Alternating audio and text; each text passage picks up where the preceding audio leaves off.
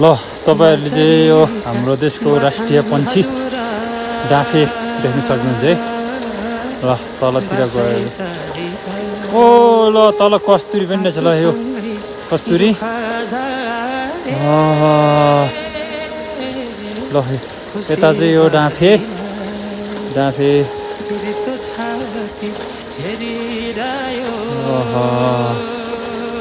ल रुखमा बसिरहेछ है डाँफे चाहिँ अहिले। आफ्नै हातले सिरा फुला